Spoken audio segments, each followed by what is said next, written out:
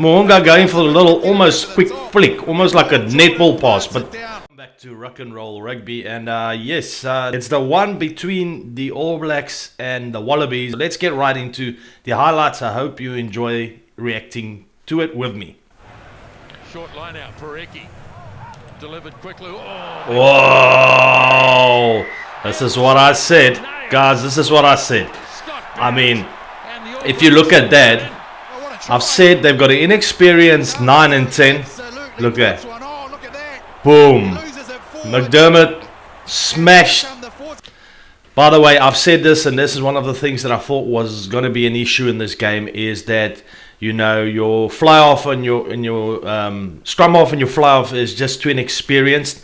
I think Eddie Jones made a mistake putting these two guys on to start with, instead of only putting them on like on a second half, you know, when they've kind of settled the game down. Clearly, first line out, Scott Barrett's got his number. He targeted the scrum off McDermott, and boom, there you got it. First try. Oh, it's Frizzell. Oh no, it's Barrett that tackled him. And then Frizzell scores. Too much pressure. Here's the contact, boom. Jarred free, and Frizzell, he strikes first. They're going to have a long night if they don't protect their scrum off and fly off. Not sure he's quite there yet, though. McDermott wants it. Now he's got it. Gordon slings it away. Karevi close. All Blacks hanging on.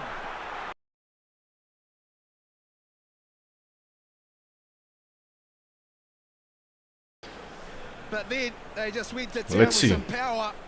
Desperation, as I mentioned before, from the All Blacks. I mean, good defense by the All Blacks. Powers himself over.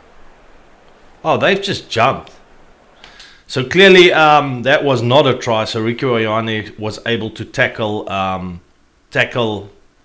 think it's Corey Betty out of touch. Anyway, this is going on with the game. To me, it's a bit poor in the highlights that they jump like that. Because yeah, how the hell are you supposed to then see what's going on?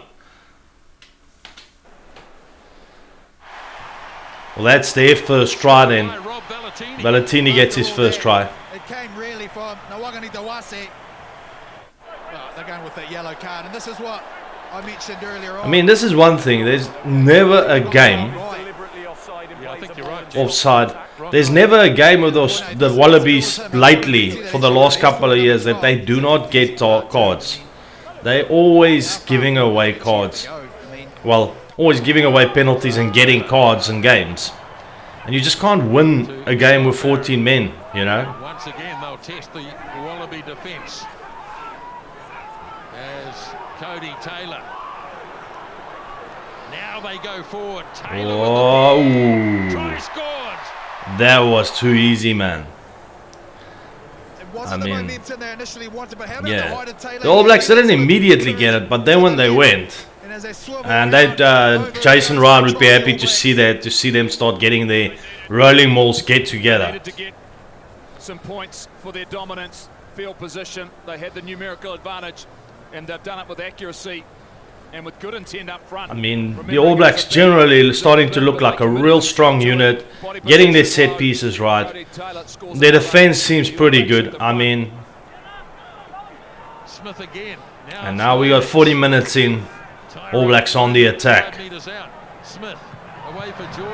Oh, how I loved how they kept that ball alive. Most teams wouldn't have been able to do that. Just watch it the way they keep that ball alive. Mo'unga going for a little, almost quick flick, almost like a netball pass. But if it works to keep that ball alive, to get it out, I think genius from him. Most players wouldn't have gotten that pass out, and that means it wouldn't have been a try. So really well done there. Huge for the All Blacks. Oh, 60 minutes in basically, and here comes the All Blacks again. You can see the All Blacks now starting to just attack, and it's all just possession, holding on to the ball, playing face 8 there and scoring. If you're going to be able to hold on to the ball, play through phases, you're going to win. You're gonna score. And the experience here. Look at that. Darren Smith snipes around the side. That was phase 8 that because they're offside. when they score their try. So I mean, number 23, low body position. Great try. Caleb Clark getting his try there. He hasn't scored for a while. Strong guy. Really positive signs. He's a big body with plenty of explosive power, and it's all about his position here. Nipulalala in behind him if needed. A little bit of help, the last little bit, but you think about the All Blacks, just one opportunity in the second half.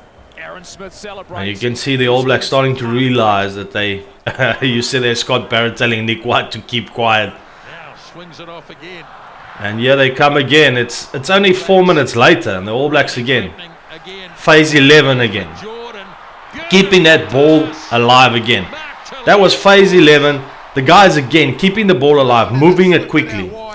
This time it's Will Jordan with a little flick over the head, keeping the ball alive. And that's a great pass. Man, standing pass. Steps, keeps his hands free. this is typical All Black type rugby, and they're looking dangerous. They really are looking dangerous. When they're down to 14. I mean, the All Blacks have really used every single opportunity that they've had, and the highlights don't do it justice because the Wallabies had opportunities, but they couldn't capitalize on every opportunity where the All Blacks have been. Oh, it's a bit of a rough pass. They should. Oh, but there's still space. Talia gets some space, and what's... Oh, that shouldn't have been a try. Let's be honest. I mean, they mispassed. You know, the Wallabies should have closed down, and they still concede another try. Wow. I think the Wallabies was a bit out of it at the end. They actually looked tired to me when I was watching the game, and I could see these guys don't look like they're in the game anymore. So, yeah, it was interesting to see how the game pulled off. And at the end, I have to say to you guys that I reckon that what I think I take out of this game from All Blacks perspective is that they are starting to play set pieces well. Phases. I'm talking about phases. Going through phases. You go watch all the tries that were scored. They played up to 10, 11, 12 phases. Holding on to possession, being patient, and playing through phases, then using the back line. And the other thing they did superbly well is keeping the ball alive. A lot of teams would not have gotten that last pass away where they almost flip it over someone's head. That's really a really good skill to have, because you can have the forwards work through the phases, but if the backs can't get that ball out wide to score the tries, usually that doesn't mean it's going to convert into points, where the All Blacks was able to convert points every time they have opportunities, and they were patient playing through their phases. It's not that the Wallabies, these highlights make the Wallabies look like they didn't play well. The Wallabies, I would say for the first 20, really came at the All Blacks hard. They really did. But they couldn't convert all their points, and I think they got tired with their defense. They got a lot of injuries. The Wallabies got like 2-3 guys injured in the game, which the All Blacks didn't.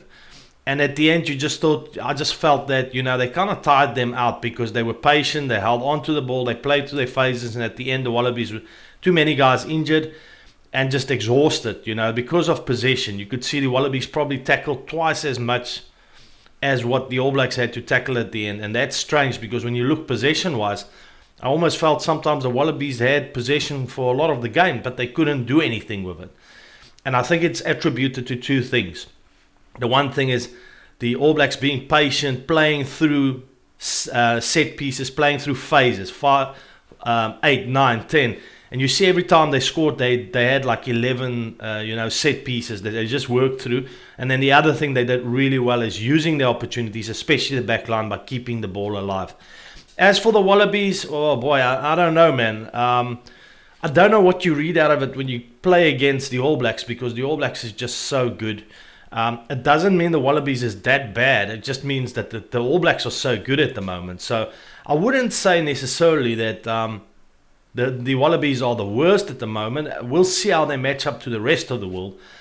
but they're certainly not great, and certainly not up to the standard at the moment that the All Blacks are, for sure. But with that said, the All Blacks are making a statement before this World Cup.